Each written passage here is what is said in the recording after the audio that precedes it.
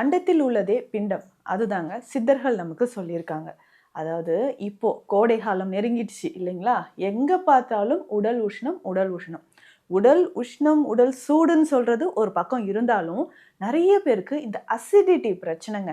இப்போ கடந்த 1 வாரமா பார்த்தோம்னா, நெறைய பேருக்கு அதாவது ட்ரீட்மெண்ட் எடுத்துட்டு இருக்காங்க இல்லையா? அவங்களுமே நெறைய கால்ஸ் பண்றாங்க. டாக்டர் எனக்கு நெஞ்செரிச்சல் வந்துருச்சு. லாஸ்ட் மந்த் நான் நல்லா இருந்தேன். இப்ப எனக்கு நெஞ்சு எரிக்குது, வயிறு உப்புசமா இருக்கு, புளித்த ஏப்பம் வருது, வாய் கசப்பா இருக்கு. இந்த மாரி நெறைய இதனால தான் வயிறு எரிச்சல். ஏன்னா நெறைய பேருக்கு காலையில எந்திரிச்ச உடனே காஃபி ஸ்ட்ராங்கா குடிப்பாங்க. அப்புறம் டீ குடிக்கிறாங்க. இந்த 2மே என்ன பண்ணும்னா, வயிற்றில உங்களுக்கு இந்த கிளைமேட்ல கண்டிப்பா அசிடிட்டிய உங்களுக்கு உண்டாக்குது. அசிடிட்டினா என்னங்க அப்படின்னு கேட்டீங்கன்னா, நம்ம உடல்ல ஆசிட் அதிகமா செக்ரீட் ஆகும். எதுக்கு அப்படின்னா, நம்ம சாப்பிடக்கூடிய உணவ டைஜஸ்ட் பண்றதுக்கு. டைஜஸ்டிவ் என்சைம்ஸ் நெறைய செக்ரீட் ஆகுது. நம்மளுடைய வாயில இருந்தும், குடல் பகுதியில இருந்தும் நெறைய டைஜஸ்டிவ் என்சைம்ஸ் செக்ரீட் ஆகுது. இதனோட ஆசிடும் செக்ரீட் ஆகுது. இந்த ஆசிட் பார்த்தீங்கன்னா, நார்மலா காலையில நம்ம இரவு எடுத்த உணவெல்லாம் டைஜஸ்ட் ஆகி முடிஞ்சு ஏற்படுத்திருது. அப்போ காலையில எந்திரிச்சு என்னங்க சாப்பிடணும்? வெறும் வயித்துல எம்ப்டி ஸ்டொமக்ல சித்தர்கள் சொன்ன முக்கியமான ஒரு ரகசியம் என்ன? இல்லைங்க ஒருவேளை எனக்கு பகல் முழுவதும் வயிறு எரிச்சல், அசிடிட்டி இருக்குன்னா, ஒரு 10 நிமிடத்துல நமக்கு ஒரு 5லிருந்து 10 நிமிடத்துல ரிலீஃப் கிடைக்கணும். என்னங்க பண்றது? ஆரம்பத்திலே நமக்கு இந்த ஆசிட் செக்ரீஷன் வயித்துல ஆரம்பத்திலே இருக்குன்னா, அத சரி பண்றதுக்கான வழிமுறை என்னன்றத ரொம்ப கிளியரா நம்ம தெரிஞ்சுக்கிட்டு, அதுக்கப்புறம் உணவு முறைகள் எடுத்துக்கணும். Welcome to Nitya's Varam, where ancient Siddha tradition meets modern healing. Experience the difference. வரம் நேயர்களுக்கு வணக்கம். நான் டாக்டர் நித்யா, சித்தா பிசிஷியன். அண்டத்தில் உள்ளதே பிண்டம். அதுதாங்க சித்தர்கள் நமக்கு சொல்லியிருக்காங்க. அதாவது இப்போ கோடை காலம் நெருங்கிடுச்சு இல்லைங்களா? எங்க பார்த்தாலும் உடல் உஷ்ணம், உடல் உஷ்ணம். உடல் உஷ்ணம், உடல் சூடுன்னு சொல்றது ஒரு பக்கம் இருந்தாலும், நெறைய பேருக்கு இந்த அசிடிட்டி பிரச்சனைங்க. இப்போ கடந்த 1 வாரமா பார்த்தோம்னா, நெறைய பேருக்கு அதாவது ட்ரீட்மெண்ட் எடுத்துட்டு இருக்காங்க இல்லையா? அவங்களுமே நெறைய கால்ஸ் பண்றாங்க. டாக்டர் எனக்கு நெஞ்செரிச்சல் வந்துருச்சு. லாஸ்ட் மந்த் நான் நல்லா இருந்தேன். இப்ப எனக்கு நெஞ்சு எரிக்குது, வயிறு உப்புசமா இருக்கு, புளித்த ஏப்பம் வருது, வாய் கசப்பா இருக்கு. இந்த மாரி நெறைய சொல்றீங்க. இந்த உஷ்ணம் அதிகரிக்கும்போது நம்ம உடல்லயுமே உஷ்ணம் அதிகரிக்குது. இதனால தான் வயிறு எரிச்சல். ஏன்னா நெறைய பேருக்கு காலையில எந்திரிச்ச உடனே காஃபி ஸ்ட்ராங்கா குடிப்பாங்க. அப்புறம் டீ குடிக்கிறாங்க. இந்த 2மே என்ன பண்ணும்னா, வயிற்றில உங்களுக்கு இந்த கிளைமேட்ல கண்டிப்பா அசிடிட்டிய உங்களுக்கு உண்டாக்குது. அசிடிட்டினா என்னங்க அப்படின்னு கேட்டீங்கன்னா, நம்ம உடல்ல ஆசிட் அதிகமா செக்ரீட் ஆகும். எதுக்கு அப்படின்னா, நம்ம சாப்பிடக்கூடிய உணவ டைஜஸ்ட் பண்றதுக்கு. டைஜஸ்டிவ் என்சைம்ஸ் நெறைய செக்ரீட் ஆகுது. நம்மளுடைய வாயில இருந்தும், குடல் பகுதியில இருந்தும் நெறைய டைஜஸ்டிவ் என்சைம்ஸ் செக்ரீட் ஆகுது. இதனோட ஆசிடும் செக்ரீட் ஆகுது.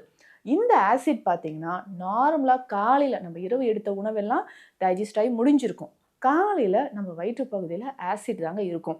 இந்த ஆசிட் பார்த்தீங்கன்னா, உலோகத்தையே அரிக்கக்கூடியது. அவ்வளவு சக்தி வாய்ந்தது ஆசிட், HCl அப்படின்னு சொல்றோம்.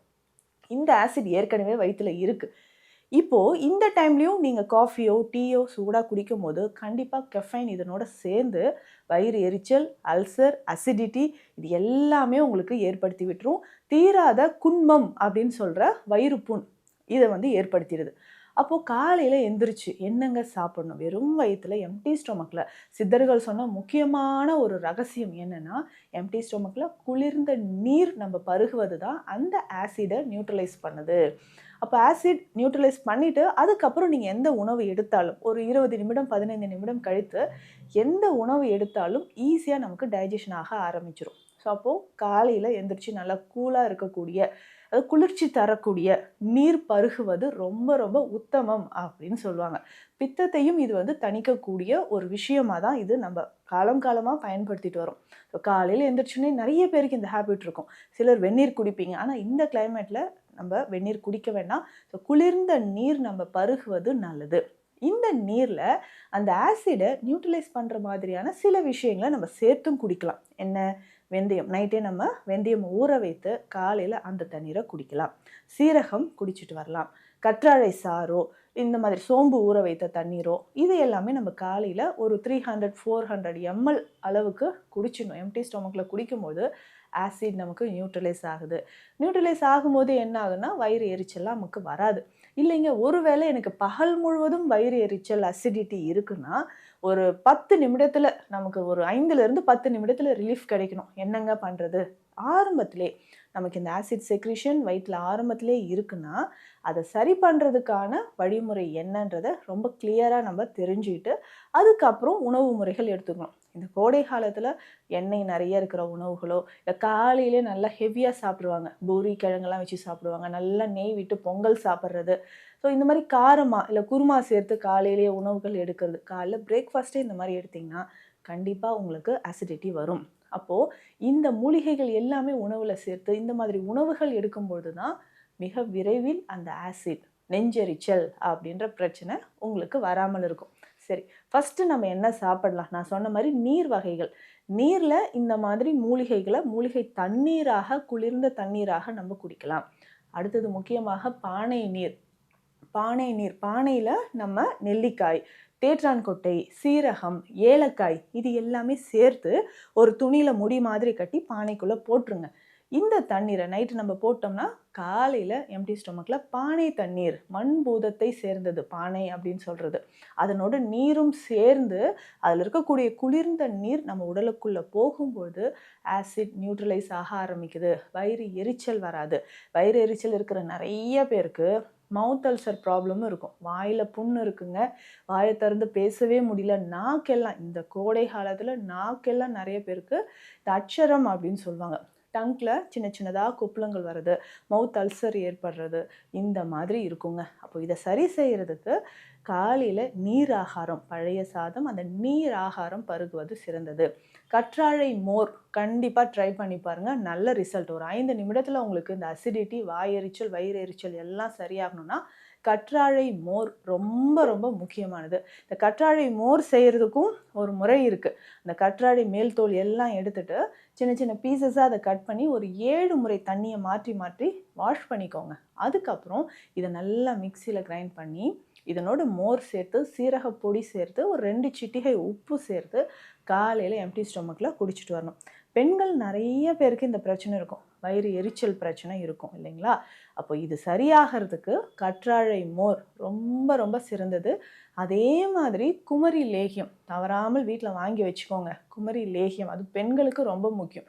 வயிறு எரிச்சல், கேஸ்ட்ரைட்டிஸ் இருக்குது அப்படின்னு சொன்னால் குமரி லேகியம் ஒரு 1/2 டீஸ்பூன் காலையிலும் மாலையிலும் நம்ம சாப்பிட்டுக்கிட்டே வரலாம். இதில் முக்கியமாக பார்த்தோம்னா நன்னாரி அப்படின்னு சொல்கிறது. ஸோ நன்னாரி எதுக்குன்னா இது மணப்பாகு அப்படின்னு சொல்கிற ஒரு மருந்தாகவும் சித்த மருத்துவத்தில் இருக்குது. அப்போ இந்த நன்னாரி மணப்பாகு அப்படின்னு சொல்கிறத நம்ம இந்த பானை தண்ணீரை விட்டு இந்த நன்னாரி மணப்பாகும் சேர்த்து இதில் கொஞ்சம் சியா சீட்ஸ் எல்லாம் நீங்கள் ஆட் பண்ணிக்கலாம். ஸோ அதை ஆட் பண்ணி நம்ம குடிக்கும்பொழுதும் ரொம்ப குளுமையாக இருக்கும். இதனோட நுங்கு சேர்த்தும் நம்ம சாப்பிடலாம். அது உடல் குளிர்ச்சிக்கும் சரி, அந்த அசிடிட்டி நமக்கு குணமாவதற்கும் இது பயன்படுது. அதுலேயும் முக்கியமாக பார்த்தோம்னா இந்த அதிமதுரம் ரொம்ப ரொம்ப முக்கியம். நெய்யோடு சேர்த்து அதிமதுரத்தை சாப்பிட்டுக்கிட்டே வரணும். அதிமதுரம் பொடி, இந்த அதிமதுரம் பொடி நம்ம வாங்கிட்டு வந்து வச்சுக்கோங்க. ஒரு 1/2 டீஸ்பூன் எடுத்து நெய்யில் கலந்து, ஒரு நெய் நல்லா உருக்கி எடுத்துக்கணும். 10 ml அளவுக்கு நெய் உருக்கிட்டு இந்த அதிமதுரம் பொடி அதனோடு சேர்த்து கலந்து நம்ம சாப்பிடணும்.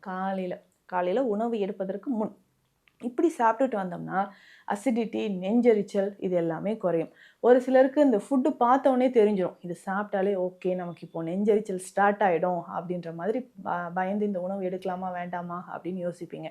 அந்த மாதிரி இருந்தாலும் உணவு எடுப்பதற்கு முன்னாடி நெய்யோடு இந்த அதிமதுரம் கலந்து நம்ம சாப்பிட்டுக்கிட்டே வரும்போது நம்ம உடலில் இருக்கக்கூடிய ஆசிட் குறைய ஆரம்பிக்கும், வயிறு எரிச்சல் நமக்கு குறைய ஆரம்பிக்குது. ஸோ இந்த விஷயங்கள் எல்லாமே நமக்கு அதிகமாக இருக்கக்கூடிய அசிடிட்டி, நெஞ்செரிச்சல் இதை குறைக்கிறதுக்கு நல்லாவே உதவி செய்யும். இன்னும் தவறாமல் நெஞ்சு எரிச்சல் உடனே நமக்கு சரியாகணும் அப்படின்னு சொன்னால் இரவு உறக்கம். ஸோ ரொம்ப நேரம் கண் விழிச்சிருந்தீங்க, இரவில் ரொம்ப நேரம் நம்ம கண் விழிச்சிருக்கிறோனாலும் காலையில் ஆசிட் அதிகமாக இருக்கும், நெஞ்செரிச்சல் இருக்கும்.